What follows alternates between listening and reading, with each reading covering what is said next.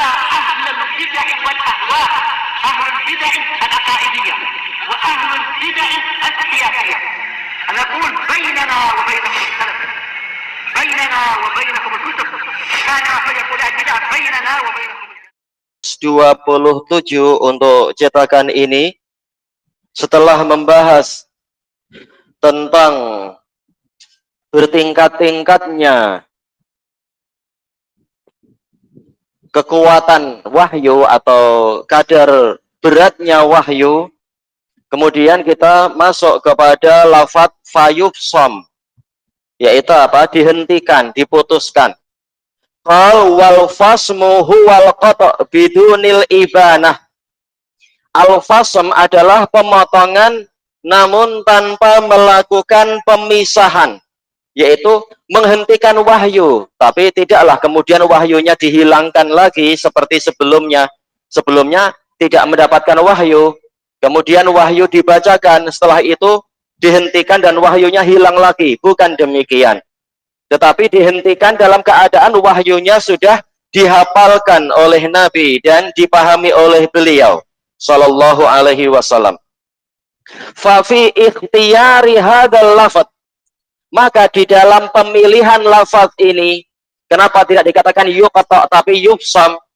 Isyaratun ila anna malakal wahyi, ini ada isyarat bahwasanya malaikat pembawa wahyu itu sayufariqun nabiyya sallallahu alaihi wasallam, beliau akan berpisah dari Nabi sallallahu alaihi wasallam ba'dantihail iha, setelah pewahyuan itu usai.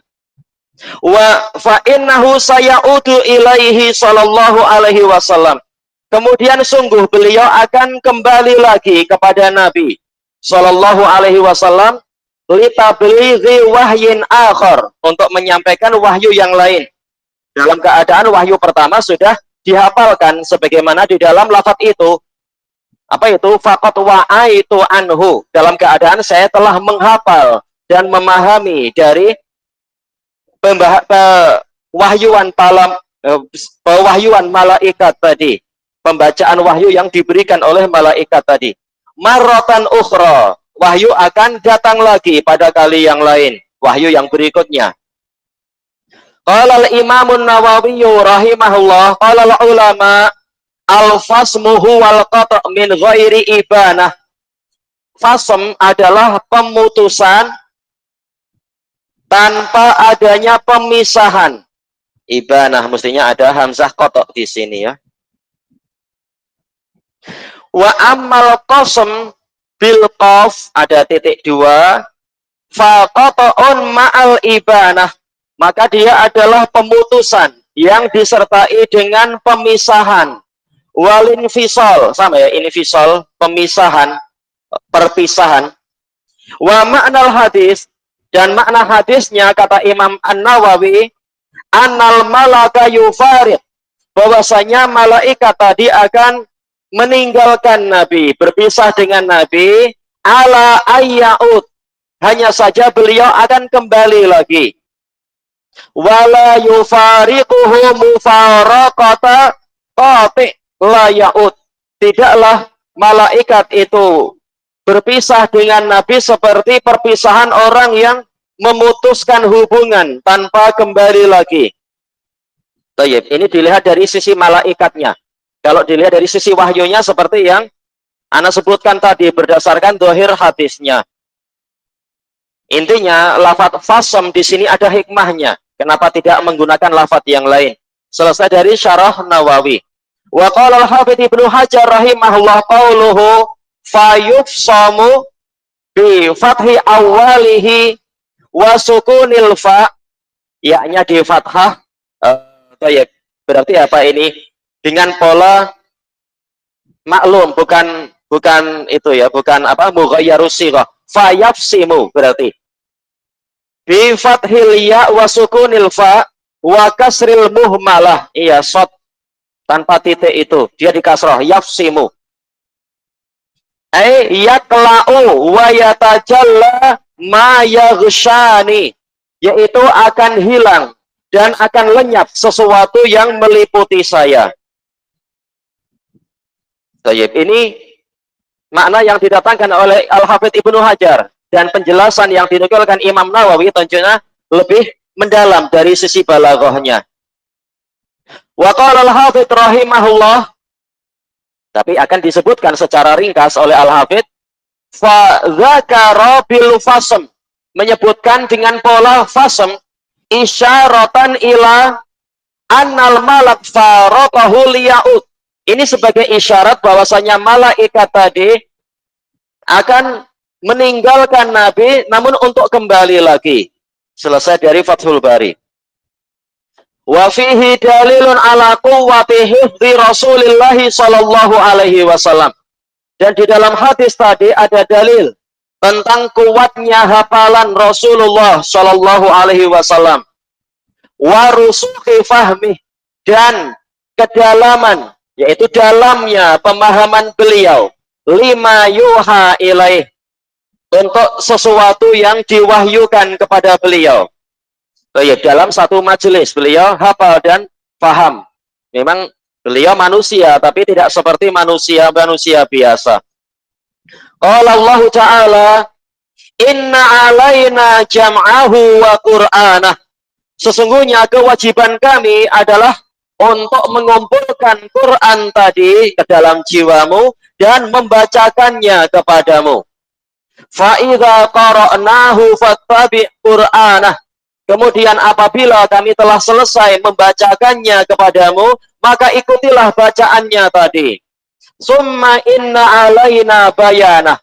Kemudian sesungguhnya kewajiban kami adalah menerangkannya. Jadi Quran bukan hanya turun dengan lafaz, tetapi turun dengan keterangan. Allah akan menjelaskan. Tidak seperti apa yang dituduhkan oleh sebagian mubtadi'ah. Quran memang apa? Qat'iyatus subut. Memang masalah pastinya dia pasti datang dari Allah. Tetapi dzanniyatud dalalah, penunjukannya masih persangkaan. Kita masih perlu mencari penjelasan. Ini keliru. Yang benar Allah telah menerangkan kepada Nabi. Dan Nabi menjelaskannya kepada kita. Demikian pula murid-murid Nabi dan yang seterusnya menerangkan secara panjang lebar. Tanpa kita memerlukan ajaran dari ahli kalam dan yang seperti itu. Wa qala jalla dzikruh sanuqri'uka fala tansa. Kami akan membacakan wahyu tadi kepadamu, kemudian engkau tidak lupa. Jelas ini la-nya adalah la nafiyah. Makanya tangsa fi'il mudhari'nya di sini tidak mengalami jazm, tetap dia marfu. Tidak seperti tafsir dari Al-Junaid. Fala tangsa artinya jangan engkau lupa. Ini tafsir yang keliru. Yang benar adalah tafsir jumhur ulama, engkau tidak lupa. Seandainya jangan engkau lupa, berarti niscaya alifnya itu hilang. Karena fi'il mudhari yang mu'tallul akhir itu majzumnya dengan apa? Dengan hadfu harfil illah. Tatkala huruf ilahnya masih ada sekarang, dan itu di dalam seluruh qiraah yang masyhurah, tahulah kita bahwasanya la di sini bukan la nahiyah. Bukan artinya jangan engkau lupa, tapi la nafiyah. Maka engkau wahai Rasulullah tidak lupa. Ya, Allah memberkahi hafalan beliau. Illa masya Allah, kecuali apa yang Allah kehendaki terkait dengan masalah nasikh dan mansukh. Tayyib, manangsakh min ayatin aw nungsiha na'ti bi khairin minha aw misliha. Ayat apapun yang kami hapus, niscaya atau kami jadikan yaitu orang lupa, kami akan mendatangkan yang lebih baik darinya atau yang semisal dengannya. Ini kalau Allah menghendaki Nabi atau sahabat lupa, ya jadi lupa. Tapi hukum asalnya Nabi tidak lupa dengan apa yang telah dibacakan oleh malaikat kepada beliau. Innahu ya'lamul jahra wa ma yakhfa. Sesungguhnya Allah mengetahui perkara yang jahar. Bahasa jahar itu apa ya istilahnya? Terang-terangan kah? Sesuatu yang disebutkan secara terang, secara jelas. Wa ma yakhfa, dan sesuatu yang tersamarkan. Ini salah cetak ini ya. Kenapa yukhfi? Yang betul yakhfa. Pakai apa? Alif layinah, bukan pakai iya mestinya. Qala al-Imam An-Nawawi rahimahullah, wa makna wa'a itu di dalam hadis Aisyah, jama'tu wa fahimtu wa hafidtu. Saya mengumpulkannya di dalam jantung saya dan saya memahaminya, juga saya telah menghafalnya. Selesai dari syarah Imam Nawawi. Wa qala al-Allamah Muhammad ibnu Abdul Hadi As-Sindi, ulama tahun 1138.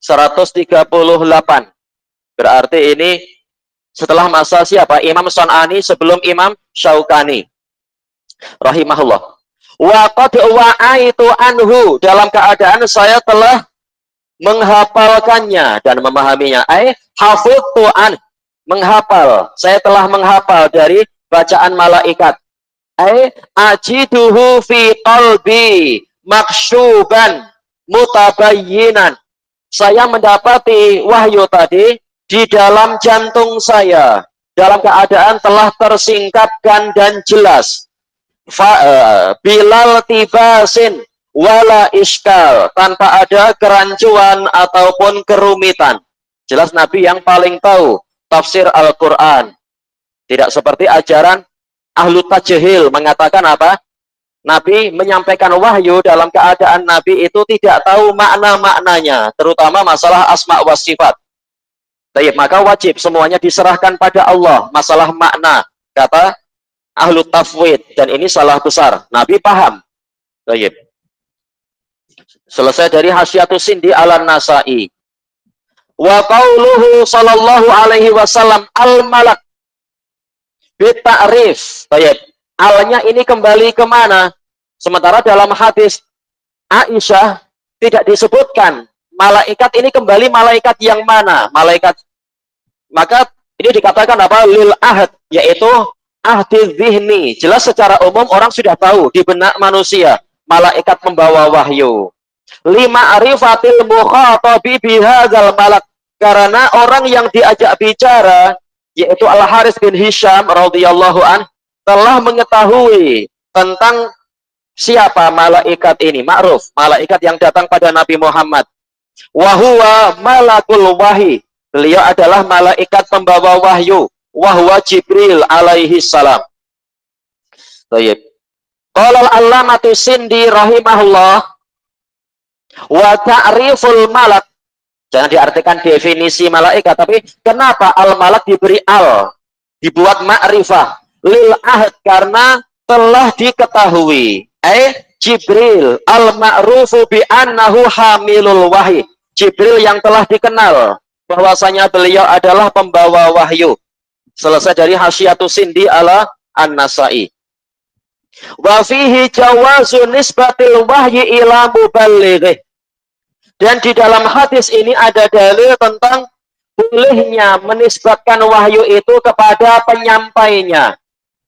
Iya, yaitu wa'aitu anhu, saya telah menghafal dari malaikat tadi. Karena memang kenyataannya wahyu itu disampaikan oleh malaikat. Tidak masalah seperti ini. Wahuwal malak lihajati bayani syai', lihajati bayani syai', karena ada keperluan, Nabi perlu untuk menerangkan sesuatu.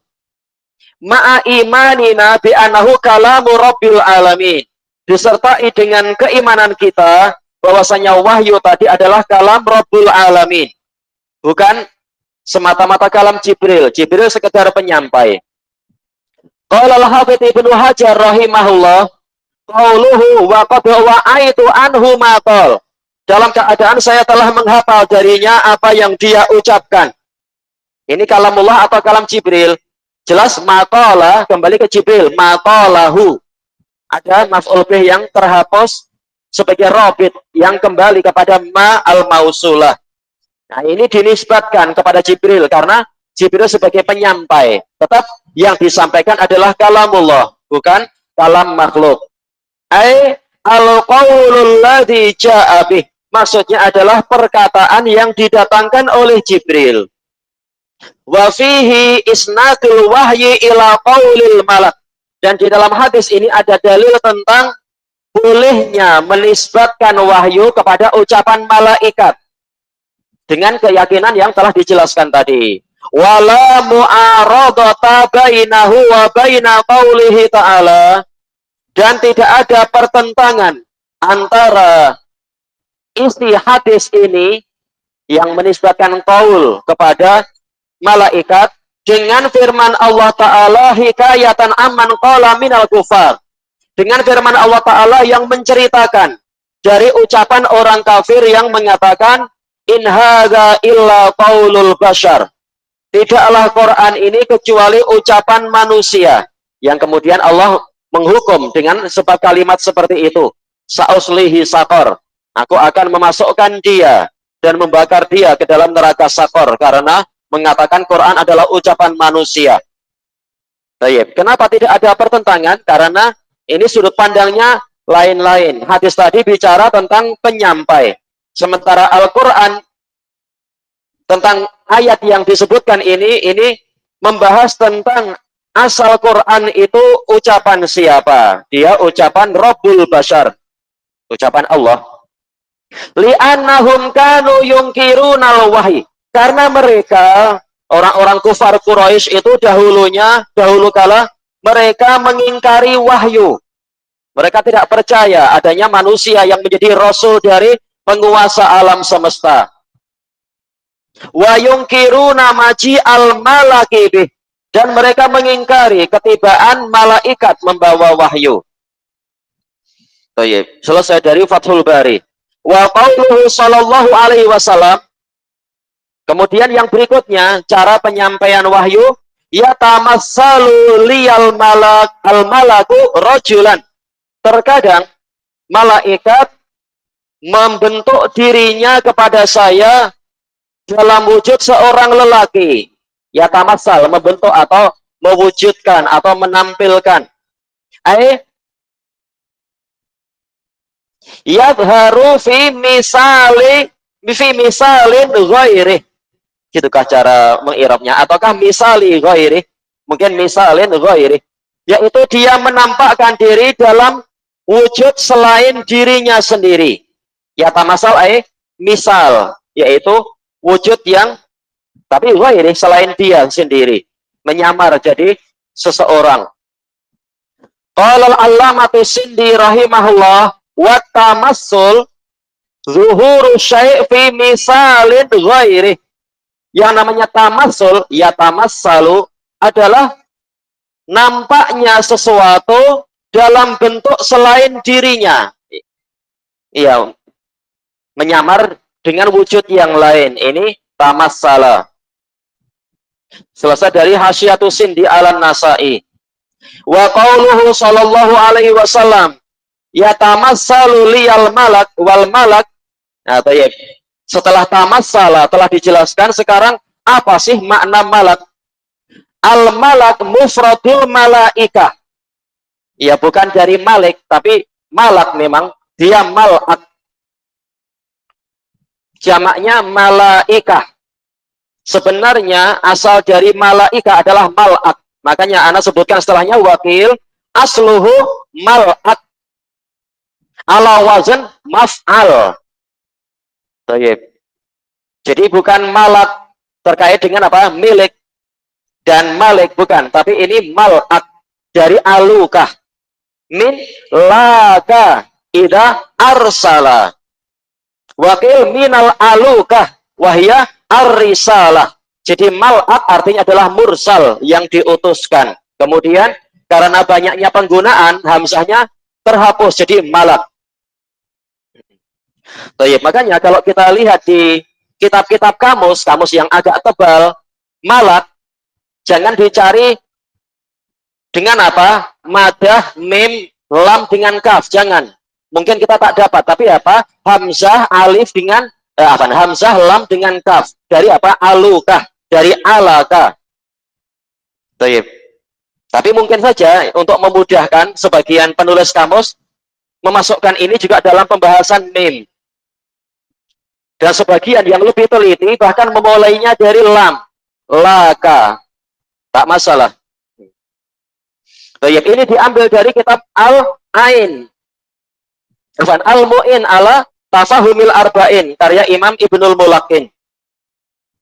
Fal malaikah mursalun.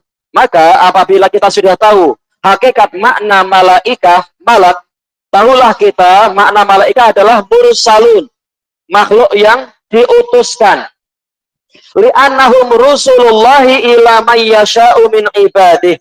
Karena para malaikat adalah utusan-utusan Allah kepada orang yang dia kehendaki dari para hambanya.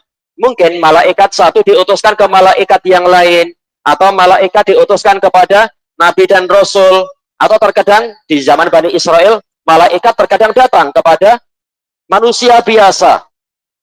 Yang ditanya, Anda mau pergi kemana? Oh, saya ke kampung fulan.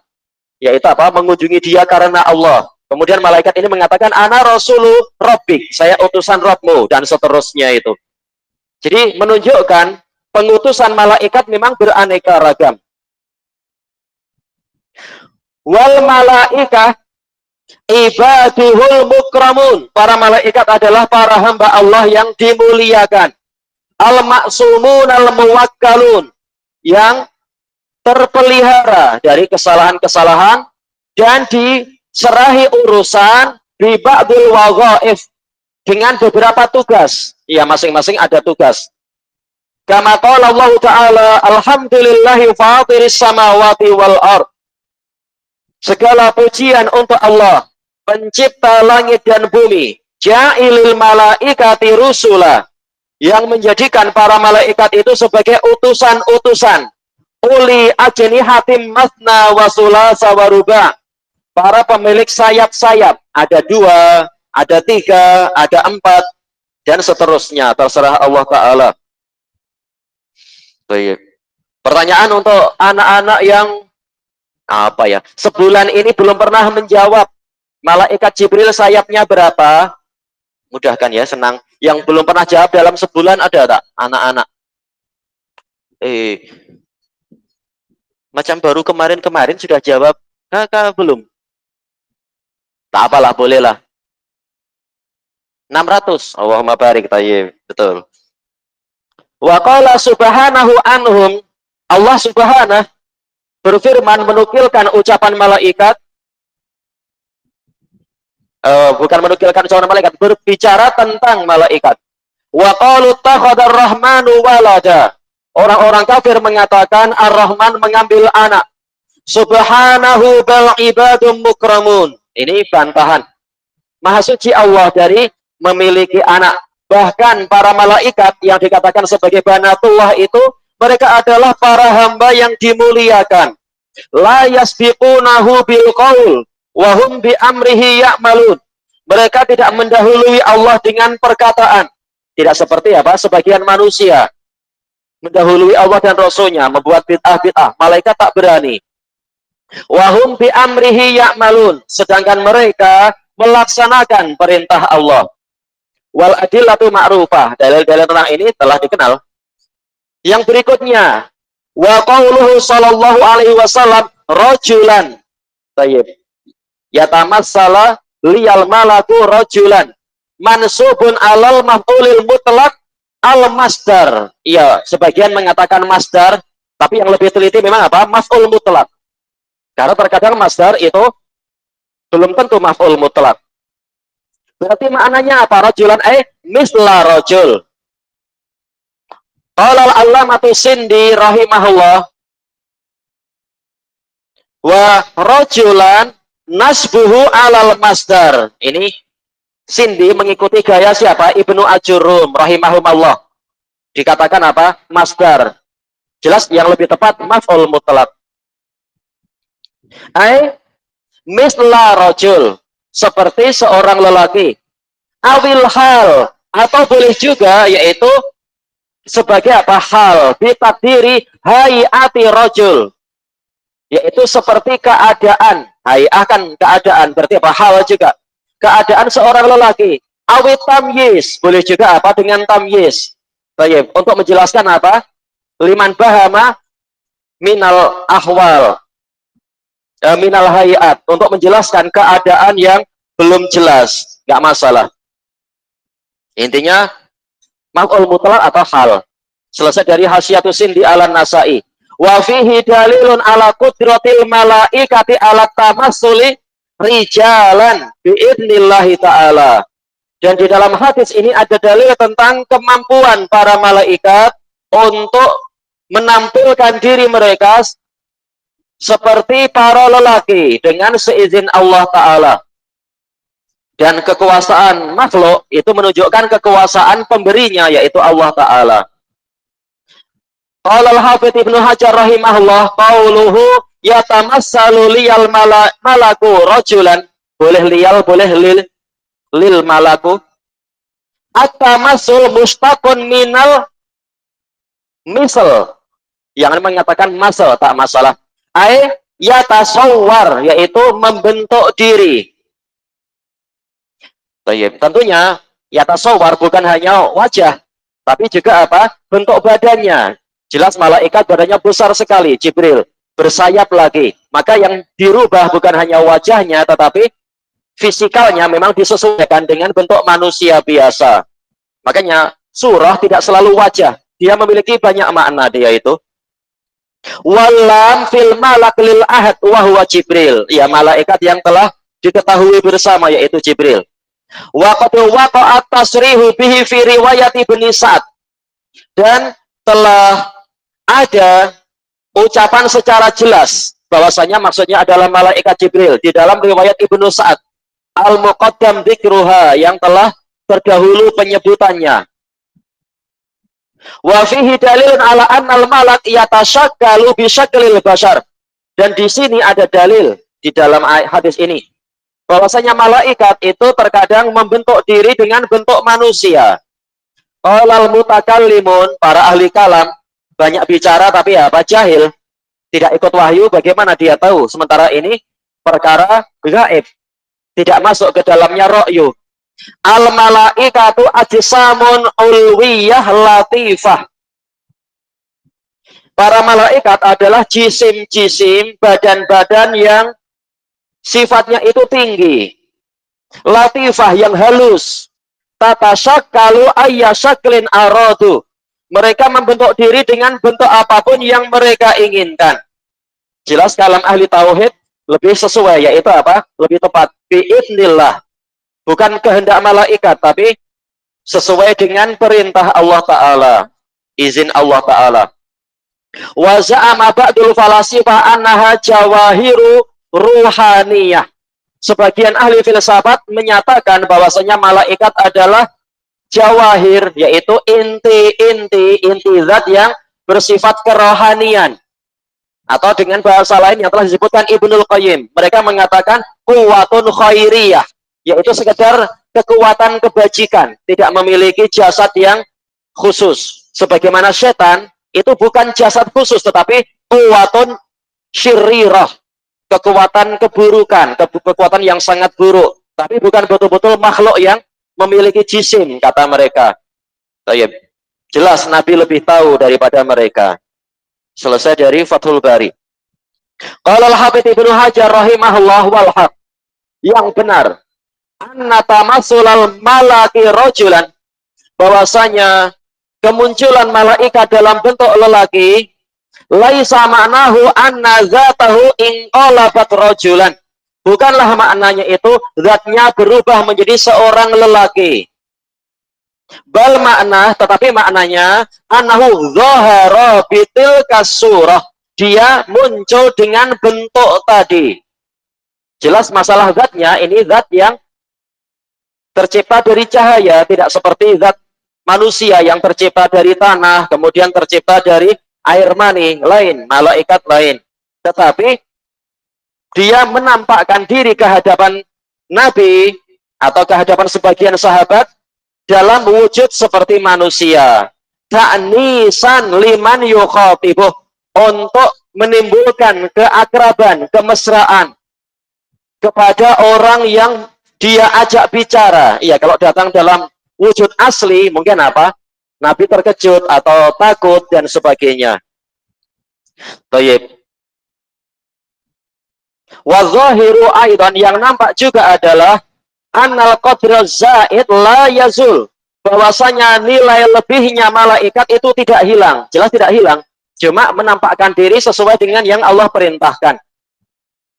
La wala yafna, dan tidak lenyap, tidak rusak.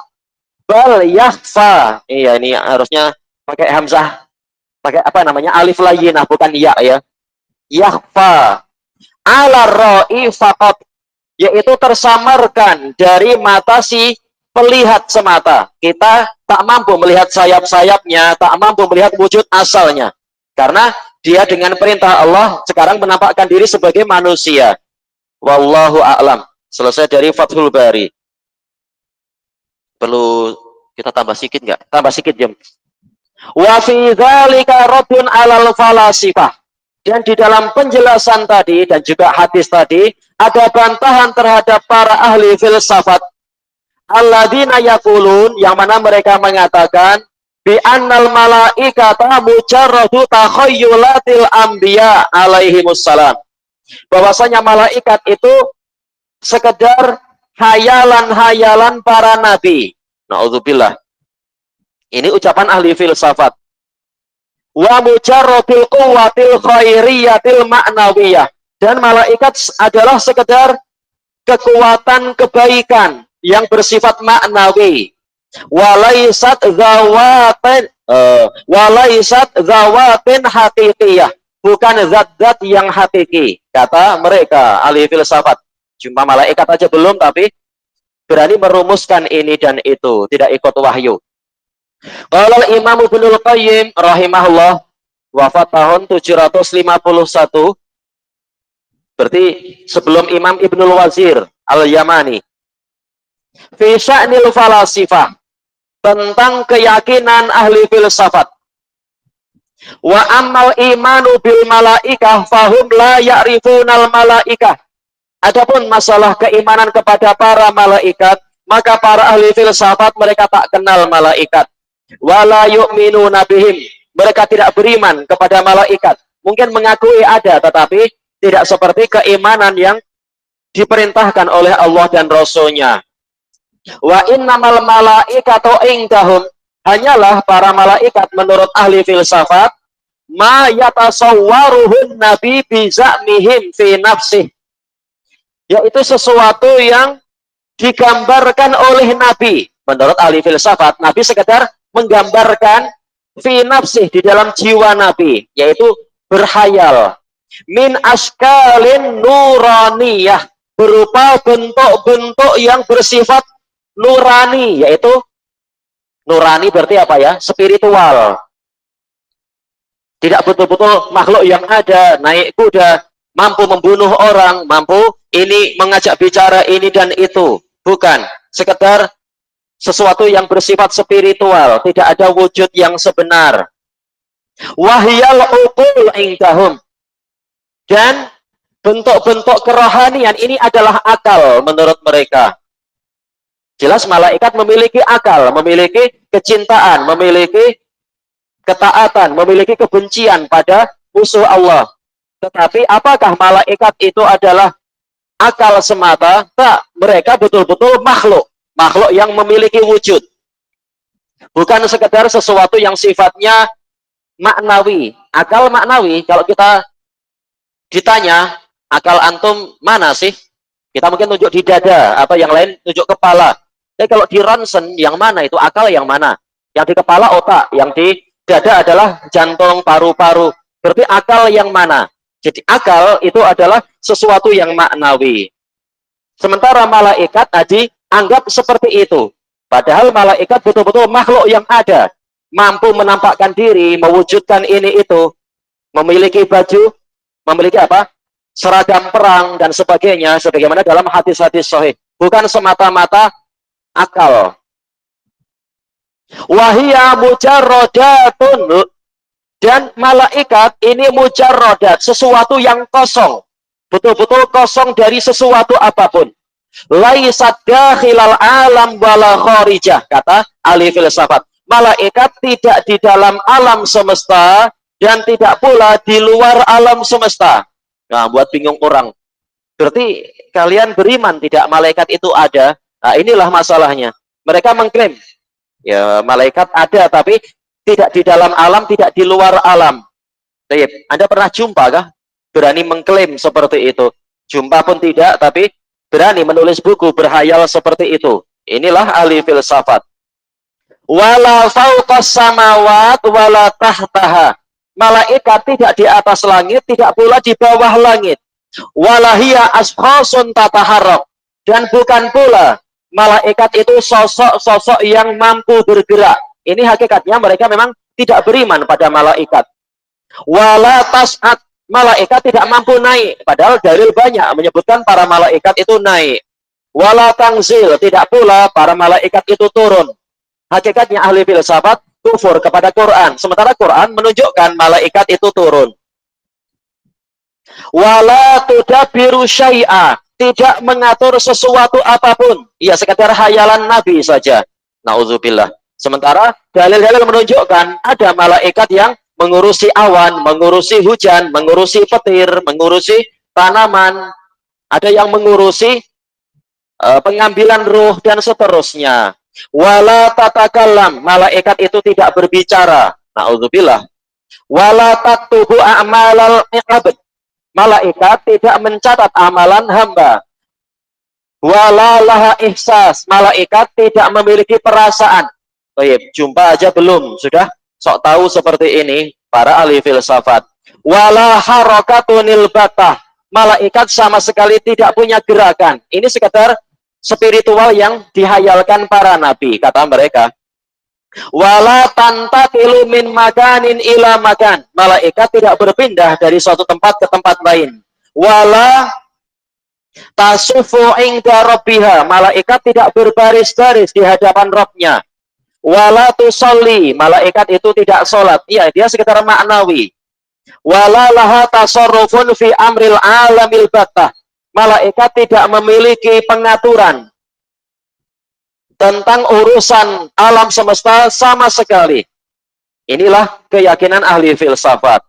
Wala taqbidu nafsal abd, malaikat tidak menggenggam jiwa hambanya Allah.